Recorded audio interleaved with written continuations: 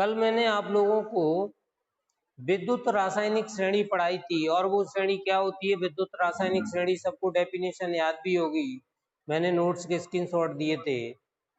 विद्युत रासायनिक श्रेणी क्या है कि तत्वों को उनके मानक अपचयन विभव के बढ़ते क्रम में रखने पर जो श्रेणी प्राप्त होती है उसे विद्युत रासायनिक श्रेणी कहते हैं।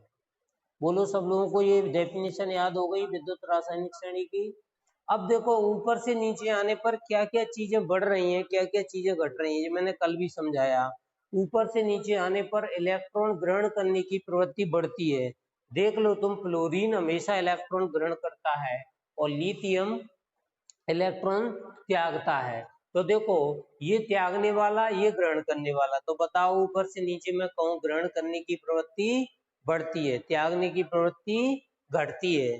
और जो इलेक्ट्रॉन ग्रहण करते हैं वे अपना क्या करते हैं, इलेक्ट्रॉनों का ग्रहण करना अपचयन कहलाता है। मतलब खुद का अपचयन करते हैं तो दूसरों का क्या करते होंगे, दूसरों का ऑक्सीकरण करते होंगे। उनसे इलेक्ट्रॉन लेते हैं और खुद उस इलेक्ट्रॉन को ग्रहण कर लेते हैं। माने इन तत्वों में वो क्षमता है जो दूसरों से इलेक्ट्रॉन निकलवा देते हैं। दूसरों से इलेक्ट्रॉनों का निकलवाना क्या कहलाता है, उनका ऑक्सीकरण। तो कौन ऑक्सीकरण करवा रहा है, नीचे वाले तत्व। ये तत्व ऊपर वाले तत्वों से इलेक्ट्रॉन क्या करते हैं, निकलवा लेते हैं। और जब ऊपर वाले तत्व, हाइड्रोजन से ऊपर वाले तत्व इलेक्ट्रॉन निकालते हैं तो ये ग्रहण करते हैं। अब आप खुद सोचो, वो इलेक्ट्रॉन त्याग रहे हैं और कौन निकलवा रहा है, नीचे वाले तत्व। ये तत्व इलेक्ट्रॉन निकलवा रहे हैं, मतलब उनका क्या कर रहे हैं, ऑक्सीकरण। इसीलिए ये क्या कहलाते हैं, ऑक्सीकारक कहलाते हैं। इसलिए मैंने लिखा है ऊपर से नीचे जाने पर ऑक्सीकारक गुण बढ़ता है, इलेक्ट्रॉन ग्रहण करने की प्रवृत्ति बढ़ती है और अपचयित होने की प्रवृत्ति भी बढ़ती है। अब देखिए अपन पढ़ते हैं विद्युत रासायनिक श्रेणी। तो विद्युत रासायनिक श्रेणी की विशेषताएं पढ़ते हैं। वैसे तो मैंने तुम्हें समझा दी, लेकिन फिर भी एक बार आप पढ़ के देखिए विद्युत रासायनिक श्रेणी की विशेषताएं, ध्यान से पढ़ना। ये श्रेणी क्या करती है, देखो इसमें लिथियम सबसे ऊपर और फ्लोरीन सबसे नीचे है। देखो विद्युत रासायनिक श्रेणी में लिथियम सबसे ऊपर और फ्लोरीन सबसे नीचे है। ये पहली विशेषता है इस श्रेणी की कि लिथियम सबसे ऊपर है और फ्लोरीन सबसे नीचे है। और आगे देखो जो ये बताती है कि ऊपर से नीचे जाने पर, श्रेणी में ऊपर से नीचे जाने पर ऑक्सीकारक गुण बढ़ता है। देखो श्रेणी में ऊपर से नीचे जाने पर ऑक्सीकारक गुण बढ़ता है, यही हमने कल समझा था बहुत अच्छे से। आज भी वही उसकी विशेषता है कि उस श्रेणी में ऊपर से नीचे जाने पर ऑक्सीकारक गुण बढ़ता है। यदि ऑक्सीकारक गुण बढ़ता है तो बताओ अपचायक गुण क्या होगा, घटेगा, क्योंकि जब ऑक्सीकारक गुण बढ़ता है तो अपचायक गुण घट रहा होगा। ठीक है, ये पहला गुण हो गया, समझ में आ गया, बोलो पहला गुण। ठीक है, दूसरा देखो श्रेणी में ऊपर से नीचे जाने पर, श्रेणी में ऊपर से नीचे जाने पर इलेक्ट्रॉन ग्रहण करने की प्रवृत्ति बढ़ती है। श्रेणी में ऊपर से नीचे जाने पर इलेक्ट्रॉन ग्रहण करने की प्रवृत्ति बढ़ती है। आपने कभी भी देखा होगा फ्लोरीन हमेशा इलेक्ट्रॉन ग्रहण करता है और माइनस आयन बनाता है, क्योंकि इसके बाहरी कोश में होते हैं 7 इलेक्ट्रॉन और ये अपना अष्टक पूर्ण करने के लिए हर हाल में एक इलेक्ट्रॉन लेना चाहता है। मतलब फ्लोरीन बहुत जल्दी इलेक्ट्रॉन ग्रहण कर लेता है। लिथियम तो त्यागता है, लेने की तो बात छोड़ो, तो लेने की क्षमता तो बहुत कम है। तो ऊपर से नीचे जाने पर इलेक्ट्रॉन ग्रहण करने की प्रवृत्ति बढ़ती है, तो इलेक्ट्रॉन त्यागने की प्रवृत्ति क्या होगी, घटती है। वही इसमें लिखा है कि श्रेणी में ऊपर से नीचे जाने पर इलेक्ट्रॉन ग्रहण करने की प्रवृत्ति बढ़ती है और इलेक्ट्रॉन त्यागने की प्रवृत्ति घटती है। हिंट के लिए मैंने इतना सा लिख दिया जिससे तुम्हें पता चल जाए कि नीचे तीर का चिन्ह मतलब घट रही है, ऊपर 3 का चिन्ह मतलब बढ़ रही है। फिर आते हैं जो तत्व श्रेणी में ऊपर की ओर स्थित होते हैं, यानी कि ये ऊपर है, जो तत्व श्रेणी में ऊपर होते हैं उनको हम क्या बोलते हैं, देखो वे एनोड कहलाते हैं। यानी मैं तुमसे यदि पूछूं, मुझे बताओ कि जिंक और निकिल में कौन एनोड, तो तुम श्रेणी में देख के बता सकते हो कि जिंक एनोड है और Ni कैथोड है। क्योंकि जो तत्व ऊपर स्थित होगा वो हमेशा एनोड और जो तत्व नीचे की ओर स्थित होगा वो कैथोड कहलाता है। और कल भी मैंने एक एनोड कैथोड की तुम्हें हिंट बताई थी, जिसका मान कम हो, जिसका मान कम हो वो एनोड और जिसका मान अधिक हो वो कैथोड कहलाता है। और हमेशा अच्छा सेल तुम्हें चाहिए बढ़िया, तो हाइड्रोजन से एक लो ऊपर वाली धातु और हाइड्रोजन से एक लो नीचे वाली धातु। मैं ऐसा क्यों कह रहा हूँ, क्योंकि हाइड्रोजन से ऊपर वाले मान सारे के सारे निगेटिव हैं जो कि एनोड बन जाएंगे, और हाइड्रोजन से नीचे वाली धातुएं सारे के सारी कैसी है, पॉजिटिव हैं जो कैथोड बन जाएंगी। और हम एक फॉर्मूला भी जानते हैं, देखो सेल का, E cell, E zero cell, E cathode minus E anode. मैं ऐसा क्यों कह रहा हूं कि ऊपर वाली हम लेंगे और एनोड और कुछ हाइड्रोजन से नीचे वाली लेंगे तो अच्छा सेल इसलिए अच्छा बनेगा। देखो मान लो मैंने जिंक ले लिया, तो जिंक का मान कितना है, एनोड का मान कितना है, -0.76। ऊपर वाली मैंने हाइड्रोजन से ऊपर की ले ली जिंक, तो इसका मान, अच्छा जिंक से नीचे वाली मान लो मैंने कॉपर ले ली, कॉपर का मान कितना है 0.34। ऐसा करने से क्यों अच्छा हुआ, इसीलिए अच्छा हुआ कि ये मान निगेटिव था और निगेटिव निगेटिव क्या हो गया पॉजिटिव, और पॉजिटिव इसमें जुड़ जाएगा तो सेल ज्यादा वोल्टेज का बनेगा। और आप यदि दोनों धातु ऊपर की ले लोगे तो सेल सही नहीं बनेगा, क्योंकि एक माइनस का मान और दूसरा भी माइनस का मान, और माइनस माइनस में से घटेगा तो बहुत कम बचेगा। ठीक है, इसीलिए अच्छा सेल बनाना है। अपन ने देखो डेनियल सेल पढ़ा था, तो तुम्हें ध्यान हो डेनियल सेल में एक लिया था जिंक और एक लिया था हमने कॉपर। अब देखो तीसरा समझते हैं, जो तत्व ऊपर की स्थित ऊपर की ओर स्थित होते हैं वो एनोड और जो नीचे की ओर स्थित होते हैं वो कैथोड कहलाते हैं। अब देखो श्रेणी में जिन तत्वों के E0 मान, जिन तत्वों के E0 मान ऋणात्मक हैं वो अधिकतर एनोड कहलाते हैं, और जिन तत्वों के मान पॉजिटिव हैं वो कैथोड कहलाते हैं। मैंने तुम्हें बताया नेगेटिव मान मतलब कम मान क्या होगा एनोड, अधिक मान क्या होगा कैथोड होगा। वही इसमें श्रेणी की विशेषता है कि श्रेणी में जिन तत्वों की E0 मान नेगेटिव हैं वे एनोड कहलाते हैं, और जिन तत्वों के मान पॉजिटिव है वे कैथोड कहलाते हैं।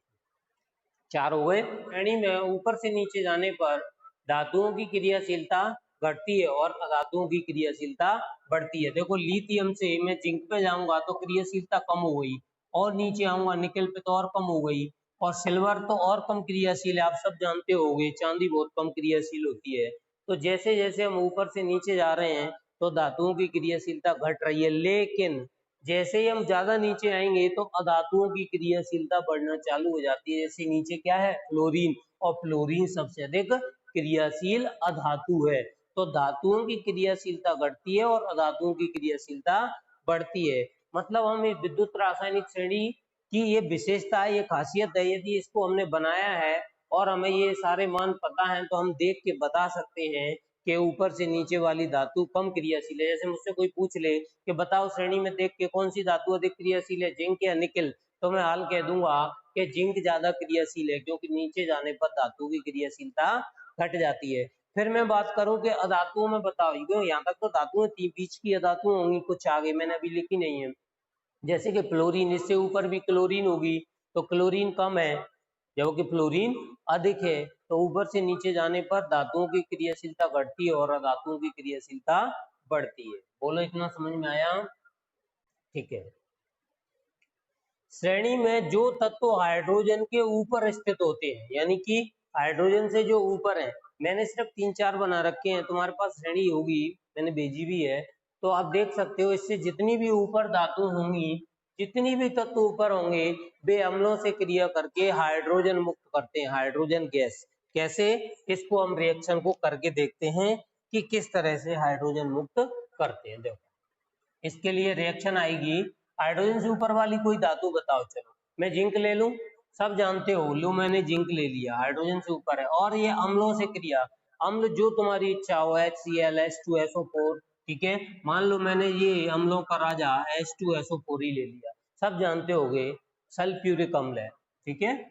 और जब इससे जिंक से क्रिया करेगा तो बनेगा ZnSO4, प्लस हाइड्रोजन मुक्त हो गई। देखो मैंने क्या कहा कि श्रेणी में जो तत्व हाइड्रोजन से ऊपर स्थित है, हाइड्रोजन से जो ऊपर स्थित हैं, वो क्या करते हैं, हाइड्रोजन मुक्त कर देते हैं, अम्लों में से हाइड्रोजन को हटा देते हैं और खुद उसकी जगह आके जुड़ जाते हैं।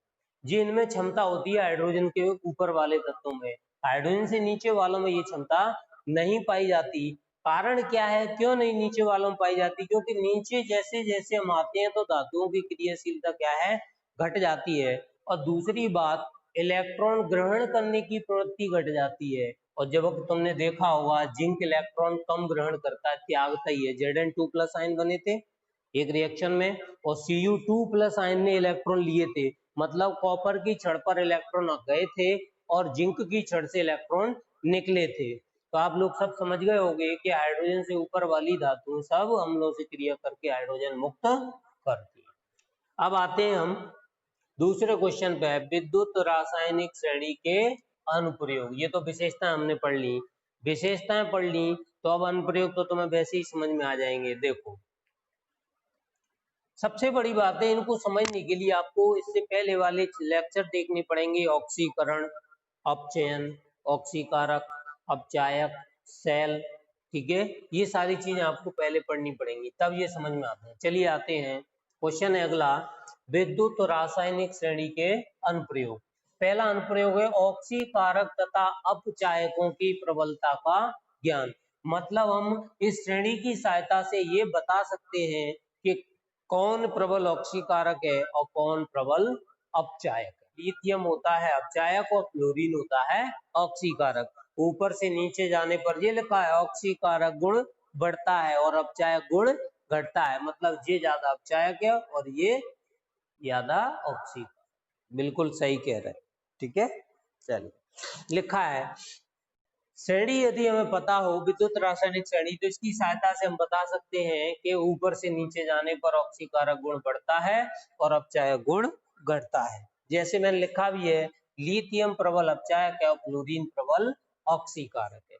तो ये तो पहला इसका अनुप्रयोग हो गया कि श्रेणी की सहायता से हम प्रबल ऑक्सीकारक और प्रबल अपचायक का पता कर सकते हैं।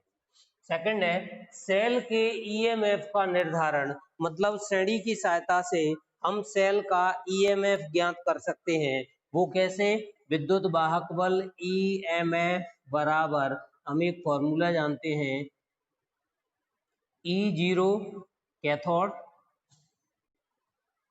Minus E0 anode. E0 cathode, E0 anode. यदि हमें कैथोड और एनोड के मान दे दी जाए तो हम विद्युत वाहक बल ज्ञात कर लेंगे। हमने कल एक क्वेश्चन भी किया था, विद्युत वाहक बल उसने दे रखे थे एनोड कैथोड के, तो हमने ईएमएफ ज्ञात कर सकते हैं। यानी श्रेणी की सहायता से हम, यदि हमें E0 कैथोड E0 एनोड के मान दे दिए जाए तो हम ईएमएफ ज्ञात कर सकते हैं। तो दूसरा अनुप्रयोग भी हो गया। तीसरा देखो, सेल अभिक्रिया की संभावना का ज्ञान। यानी कोई अभिक्रिया हो रही है या नहीं है, हम कैसे पता करेंगे। जैसे मैं एक अभिक्रिया दे रहा हूं तो मुझे बताना कि ये अभिक्रिया सही है कि नहीं। Cu2+ Zn Cu Zn2+, बताओ क्या ये सेल अभिक्रिया संभव है। सेल अभिक्रिया की संभावना का अनुमान लगाना है कि सेल अभिक्रिया संभव है या नहीं। सेल अभिक्रिया की संभावना का हमें ज्ञान कैसे होगा, ये अभिक्रिया सही है या नहीं, बताओ। देखो यदि इलेक्ट्रॉन, ये हम पता करना है, तो यदि इलेक्ट्रॉन त्यागने वाला तत्व श्रेणी में ऊपर है और इलेक्ट्रॉन ग्रहण करने वाला तत्व नीचे है तो वो सेल अभिक्रिया होगी, अदरवाइज नहीं होगी। अभी मैं इस सेल अभिक्रिया को ऐसे लिख रहा हूं, Zn2+ plus Cu gives Zn Cu2+। बताओ कौन सी वाली, ये फर्स्ट रिएक्शन सही है या सेकंड रिएक्शन सही है। तुम ध्यान दो, मैंने क्या कहा, श्रेणी में जो तत्व ऊपर आते हैं वो इलेक्ट्रॉन त्यागते हैं और नीचे वाले तत्व ग्रहण करते हैं। देखो ग्रहण करने की प्रवृत्ति बढ़ती है, मतलब नीचे आते हैं तो प्रवृत्ति बढ़ती है। मुझे बताओ इन दोनों तत्वों में कौन ऊपर है, कॉपर और जिंक में, कॉपर कहाँ है, नीचे है, ठीक है, कॉपर नीचे है और जिंक कहाँ है, ऊपर, जेड है। बताओ इलेक्ट्रॉन त्यागने की प्रवृत्ति किसमें है, जिंक में, तो इलेक्ट्रॉन जिंक त्यागेगा तो क्या बनाएगा, Zn2+ और 2 इलेक्ट्रॉन। अच्छा, ग्रहण करने की प्रवृत्ति किसमें ज्यादा है, कॉपर में, तो कॉपर 2+ आयन से क्या करेगा, 2 इलेक्ट्रॉन ग्रहण और बनेगा क्या, कॉपर। अब इन दोनों क्रियाओं को जोड़ो जरा, क्या है आगे, Zn+Cu2+, इलेक्ट्रॉन से तो इलेक्ट्रॉन कट गए, Zn2+ और प्लस Cu। देखना जरा, जिंक, ये वाली देखो, जिंक प्लस Cu2+ से कॉपर प्लस Zn2, माने ये वाली अभिक्रिया बिल्कुल सही है। ये तो मैंने करके बताया। शॉर्टकट तरीका क्या होगा, जो श्रेणी में ऊपर आता है वो हमेशा इलेक्ट्रॉन त्यागता है। तो बताओ श्रेणी में कॉपर और जिंक में से कौन ऊपर है, जिंक ऊपर है, मतलब ये इलेक्ट्रॉन त्यागना चाहिए। तो देखो इसमें इलेक्ट्रॉन जिंक से किस पे जा रहा है, Zn2+ पे, मतलब इसने इलेक्ट्रॉन त्यागे हैं। कॉपर क्या कर रहा होगा, ग्रहण, तो कॉपर की छड़ ग्रहण करेगी तो कहां से जाएगी, कॉपर 2+ से कॉपर पर जाएगी, यानी कि ये रिएक्शन सही है और ये रिएक्शन गलत है। तो सेकंड वाली रिएक्शन गलत है और फर्स्ट वाली बिल्कुल सही है। तो हम सेल अवक्रिया की संभावना का अनुमान इस श्रेणी की सहायता से लगा सकते हैं। चौथा है धातुओं द्वारा अम्लों से H2 मुक्त करने का ज्ञान। मतलब इस सारणी से हमें ये पता चल जाता है कि हाइड्रोजन कौन धातु मुक्त करती है, धातुओं द्वारा H2 हाइड्रोजन मुक्त करने का ज्ञान, ये हमें कौन देती है, ये हमें विद्युत रासायनिक श्रेणी बता देगी। इसको हम देख के कह देंगे कि ये धातु हाइड्रोजन मुक्त कर सकती है अम्लों से और ये धातु नहीं। जो हाइड्रोजन से ऊपर होती हैं वो सबकी सब अम्लों में से हाइड्रोजन को निकालने की क्षमता रखती हैं। ये हमने अभी थोड़ी देर पहले ही विशेषता में पढ़ा था। अब इसका अनुप्रयोग भी है कि श्रेणी की सहायता से हम धातुओं द्वारा हाइड्रोजन को मुक्त कर सकते हैं। अब देखो धातुओं की क्रियाशीलता का ज्ञान, यानी कि इस श्रेणी को हम देख के कह सकते हैं कि कौन धातु अधिक क्रियाशील है, कौन कम, क्योंकि हम इसकी विशेषता पढ़ चुके हैं कि श्रेणी में ऊपर से नीचे आने पर, श्रेणी में ऊपर से नीचे आने पर धातुओं की क्रियाशीलता घटती है, पढ़े हैं, धातुओं की क्रियाशीलता घटती है। तो हम श्रेणी को देख के बता सकते हैं कि कौन धातु अधिक क्रियाशील है। जैसे मैं तुमसे कहूं कि जिंक और सिल्वर में मुझे बताओ कौन अधिक क्रियाशील है, तो तुम मुझे 1 सेकंड में ही जवाब दे दोगे कि सर सिल्वर कम क्रियाशील धातु है, क्योंकि आपने पढ़ाया है इसकी विशेषता होती है ऊपर से नीचे जाने पर धातुओं की क्रियाशीलता घट जाती है। तो इस श्रेणी से हमें कितने अनुप्रयोग निकले, 5। पहला ऑक्सीकारक और अपचायकों की प्रबलता का ज्ञान, दूसरा सेल अवक्रिया हो रही है या नहीं उसका ज्ञान और तीसरा सेल के ईएमएफ का निर्धारण, यानी कि कैथोड और एनोड पता हो तो इसका ईएमएफ ज्ञात कर लेते हैं। और चौथा धातुओं द्वारा अम्लों से H2 मुक्त करने का ज्ञान और पांचवा धातुओं की क्रियाशीलता का ज्ञान। ठीक है, तो अब देखो सब हेडिंग लगा लो, बैटरी या व्यापारिक सेल, बैटरी या व्यापारिक सेल